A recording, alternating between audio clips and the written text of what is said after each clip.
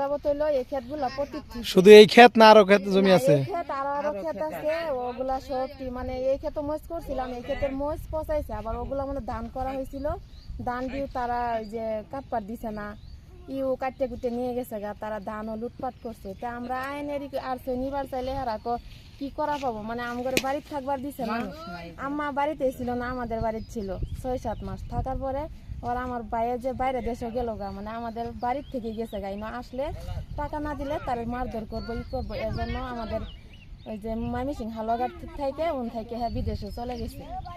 যাওয়ার পরে এখন এই যে মানে হ্যাঁ গেছে গা, এখন তো কারোর ধরা পাবো না, এখন যত চাপ এই যে আমার উপর দিয়ে দিতেছে যে টাকা পয়সা কেড়ে দেয় না আমার কেরাটা বসে যা লাভলু সরকারে আর কি টাকার জন্য জুলুম দিতে। লাভলু সরকার সাথে আরো কেউ আছে না? লাভলু সরকারি আছে, আরো কেউ আছে, থাকলো আর কি উই হইলো সব মেন, ওর চাচা একটা আছে সজল, আর হইলো উই, মানে এরাই মেন। সজল বলতে কোন যে এখন ওই যে লাভলুর সাথে ওর চাচা সজল, ও আর কি করে। এখন আম্মা বলছে এত টাকা পয়সা দিবার পাবো না, জমিটা চাষ করে দেন। আজকে অনেক 3 বছর ধরে এই ক্ষেতগুলো পতিত, এগুলা ক্ষেত একটা আবাদ মৌসুম করে না, ওরা খালি যে আম করে টাকা দিতে হবে, মানে ওই যে আমলিকেরই দে তা করে এখন শক্তিটা আসছেই আমলি